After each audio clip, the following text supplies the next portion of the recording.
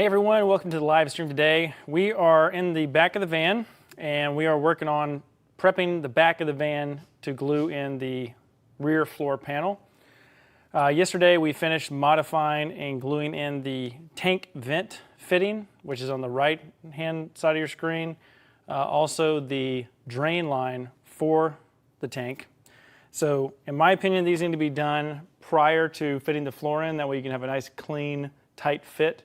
If you try to do this after the fact, you're going to have to get into the floor and kind of cut it away. You won't have a lot of access to stuff. So that's what we're doing. Specifically in this video, we are going to talk about, let me zoom in. So down here, where that green tape is, you see where it says 4.5 inches center. I know it's hard to see. But today we're going to be talking about the importance of locating and being able to have access to the winch point for the spare tire. So in the rear of a Ford Transit, if you're doing a custom van conversion, you're going to initially cover this up with your floor, and you're going to have to think about ways that you're going to come back to this and make sure that you drill an access hole, that you can stick a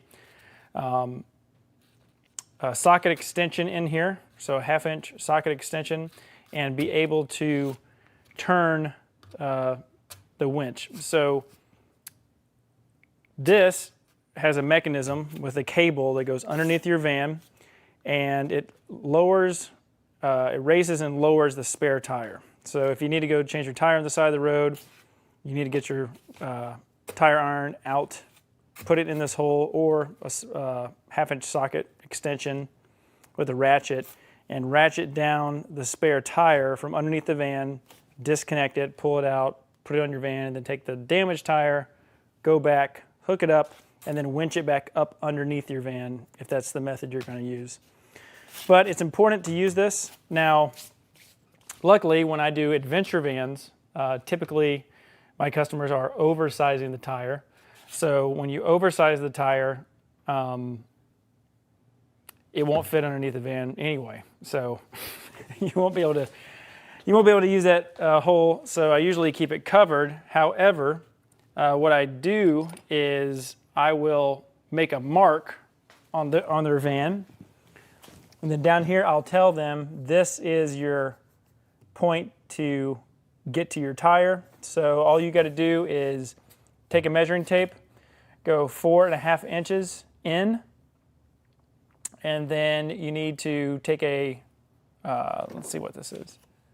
You can take a 7/8 drill bit and a hole saw, and you can start cutting in the hole, and you should be just dead on top of it. So if you stay center to the line and go 4.5 inches in, it's from this face. So if your insulative floor or your floor insulation is, this one is off about 1/8, so you just want to add 1/8 of an inch to the 4.5 inches when you go in to start your hole. And you'll find it, you'll drill it out, then you can use it. And then what I do is you can go onto a site called McMaster Car, or even Amazon has it, and you can find a plastic cap that you can cap this back off if you want to keep it nice and clean. So that's what I'm going to do. I'm trying to get away with the smallest hole to drill. In the past, I've done like a 1-inch hole or 1.5 inches. And I just got like a desk fitting from Lowe's. But for John and Susan's van, I want to keep things nice and tight. So I'm doing a 7/8 hole, and then I'm hopefully going to be able to find a plug for it. If not, I'll just oversize it a bit to the next standard plug size. So that is what I'm doing right now. So I just wanted to go live really quick to show you how I'm going to transfer this to the plywood, put the plywood in, do a test fit, and then go from there. And as usual, if you guys have any questions, go ahead and put those in the chat. I'm actually not even monitoring the chat right now. Let's see. Here we go. Okay. So let me zoom back out. So what we're going to do now is grab our piece of plywood, and we're just going to test fit it and then get our measurements, and then we can go back and cut it. I've had to do a couple modifications on the wood, that's why I haven't glued it in yet. Now what you want to do anytime you cut your piece of wood is you're going to want to repaint that area. I'm okay with having exposed wood inside the van, but on the floor of a van, just in case the rare, like if you get rain in the back of your van, or you spill something, or you have like a cooler or something leaks, I just want to make sure that you've got the best odds at resolving the situation instead of having some water get into this wood that you just can't get out. Okay, so where this spray paint is, I sanded an area down here, and then yesterday this is the notch that I cut out to cover the vent and the drain. So that way I don't have to go back to it.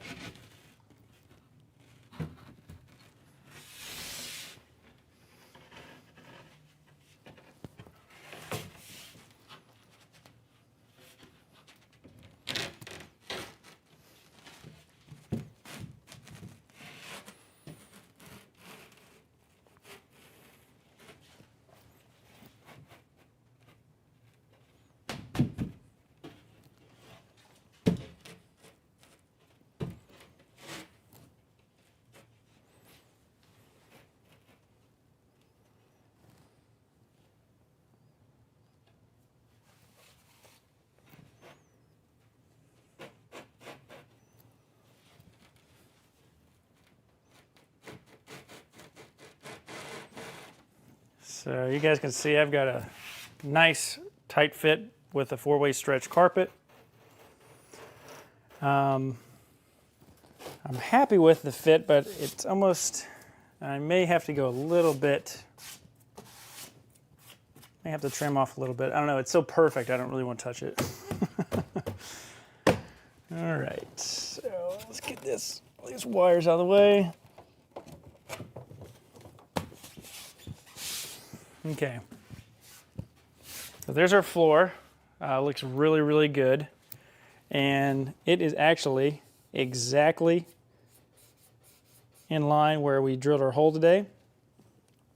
So this one, I just go here to 4 and let's see, 4.5 plus an 1/8, and actually circled where the floor was going to go.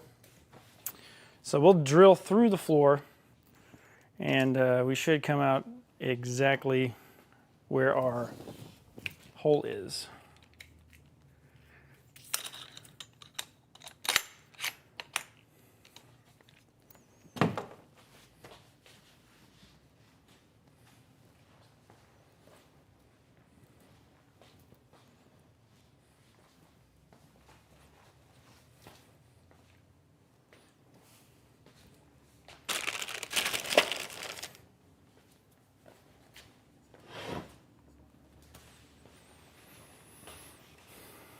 Okay.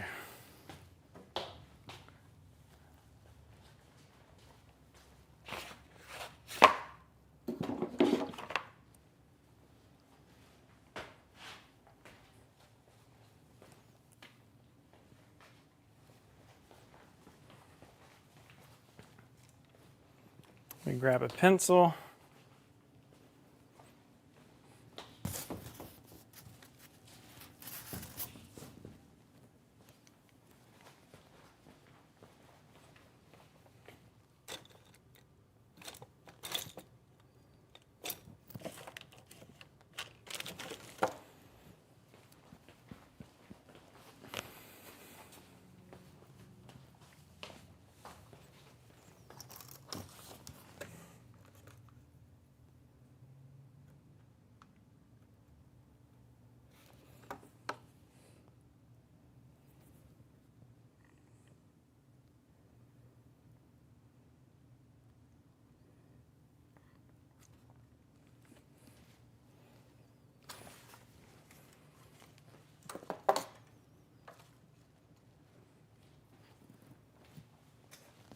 And then I'll zoom in on this when I'm finished so you guys can actually see what's going on here.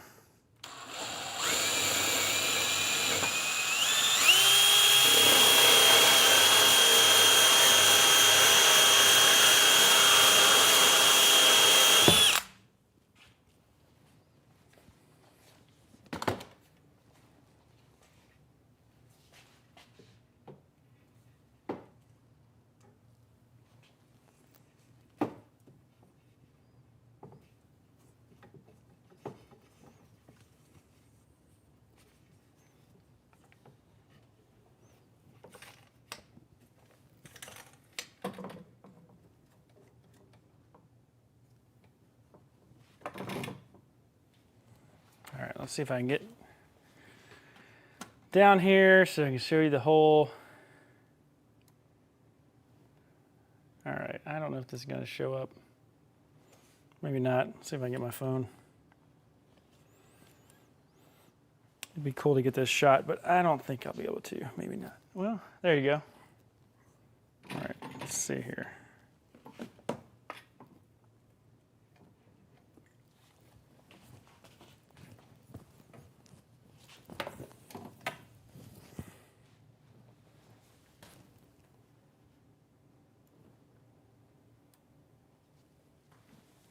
All right, so when I shine the light on it, you should be able to see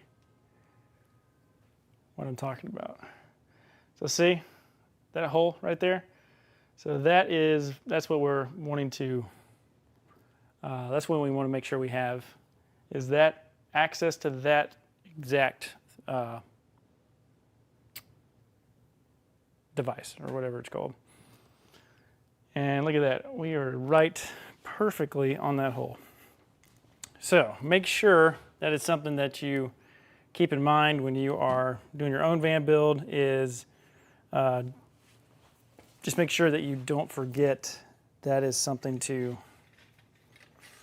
check off your list and not forget about, because when you go to hunt for it after the fact, it's going to be a big pain in the butt, and you're probably going to cut out a lot of stuff of your van that you're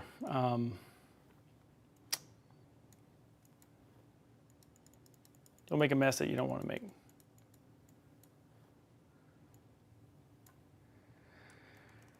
Okay, let's clean this up and see if you guys have any questions.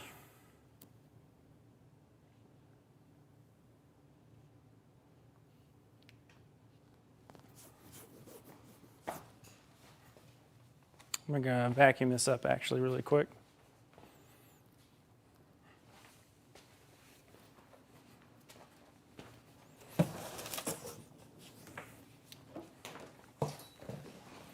So I'm going to take this out, I'm going to spray paint the underside, and then I'm going to, off camera, I'm going to go ahead and glue it in.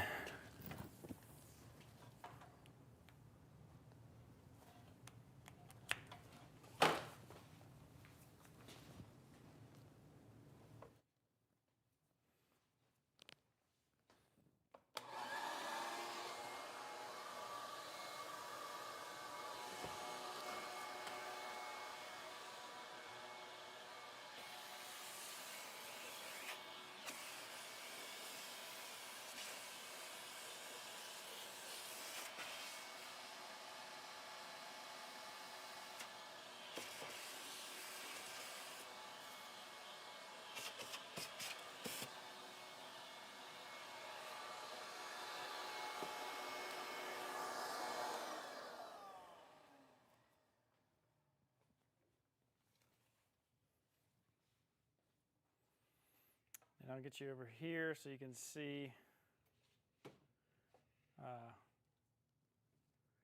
You can see how this came out.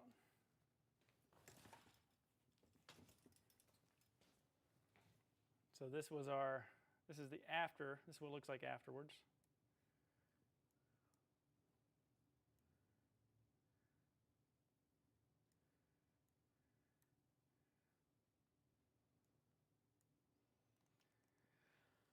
And so what I did here, just to make this look really nice, is if you use hole saws to cut out your radiuses first, and then you jigsaw in between and go out, so you can have this nice radius right here.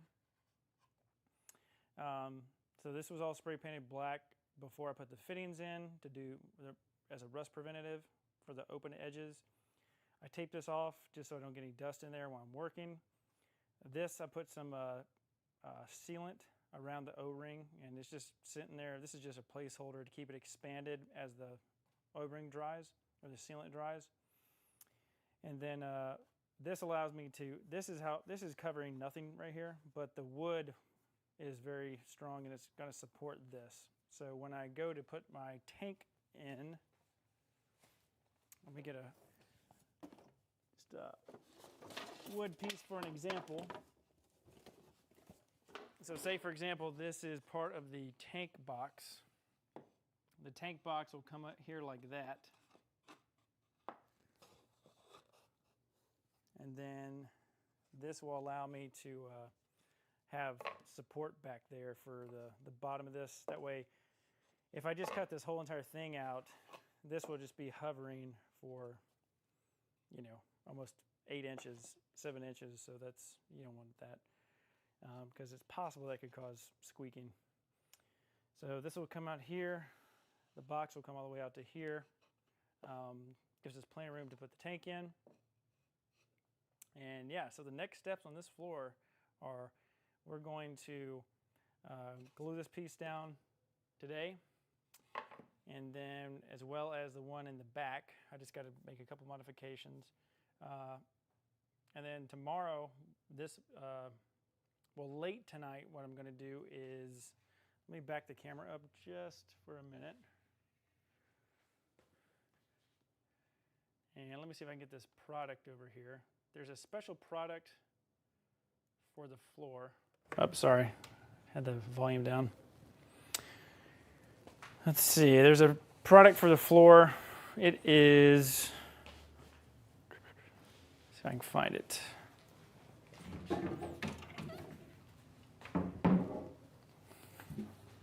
It's a Benjamin Moore product. And this is what I use now to prep my raw wood floor. So this is called Insul X. It's a brand, it's a sub-brand of Benjamin Moore, and they make a lot of specialty products. This is a waterborne bonding primer. And so this is what is what I like. It's a urethane acrylic, and what this allows you to do is it bonds hard to coat surfaces. So believe it or not, epoxy is, to coating something in epoxy, the bottom needs to be prepped pretty well. As you can imagine, if you do a garage epoxy floor, you're grinding, sanding the concrete, and then you're doing an acid etch to kind of really open up the pores to get that good epoxy adhesion. Well, wood, it's just my personal research, but you need something like this. And so down here it says excellent adhesion and sealing top coat with latex oil urethane epoxy. So that's what we're using it for. Lacquer cures in low temperatures and high humidity. So this is a good product for the van application. But the epoxy part is, and this is an interior and exterior paint. So once the wood floor is glued in the floor, I go and I put this bonding primer on. And that's in another one of the videos on the channel if you guys are interested in checking it out. And then after this dries, let's see what it looks like. So drying is tack free in 30 minutes, recoat 3 to 4 hours, top coat with 2 component paint. That's what we're putting on top of this, is a 2-part epoxy, 24 hours. So we'll put this on today, and then tomorrow, technically, we can prep for the epoxy floor, which that'll be really exciting. But on my schedule, I'm between going ahead and doing the window install and then cleaning everything up and doing the epoxy. However, the epoxy floor is holding up putting these bottom panels in. So the window is, I can cover everything with plastic. It's not that big of a mess. As long as you manage everything, it's fine. So I'll probably I want to get this power system up on the wall just in case I run into any issues. I can order something if I need to, and during the meantime of me ordering something to fix an issue, I can install the window, which I have all the hardware for. So that's just kind of like a time management thing, so I'm not, wasting time just waiting on parts or something like that. Anyway, we'll end it with this. This is what I paint this surface with, so that when I put the lawn seal 2-part epoxy, which it looks like this. Just get that, where's that bucket?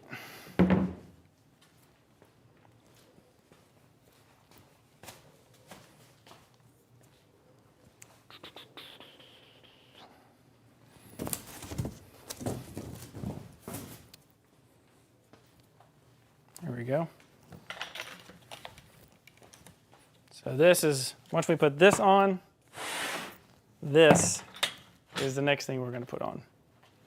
So the lawn seal.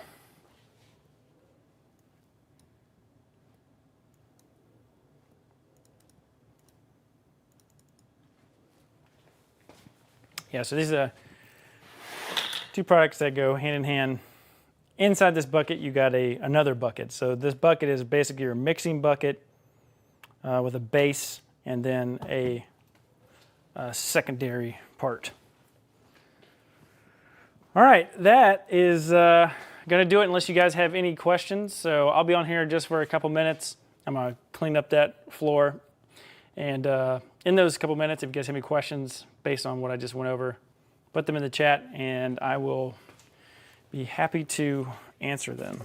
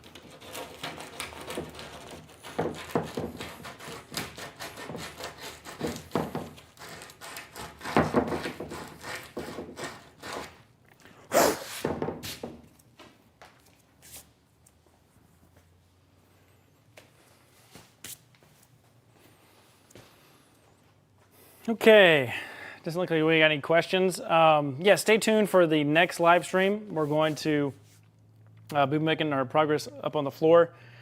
So as soon as the lawn seal is in the floor, that's when these back panels will go in.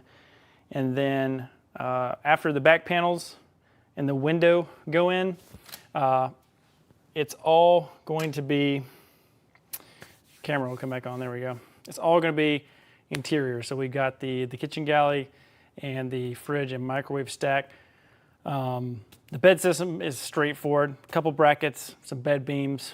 But yeah, that's the next part. So make sure you guys are subscribed to the channel. Like this video if you enjoyed it. Share it to anybody who needs to know to drill a hole in the back of their floor because you need to access your spare tire. Also, don't forget to check out Van Builder HQ. This is our blog post where we have a bunch of helpful articles on everything DIY van related. We have a free DIY van build cheat sheet up here, and this is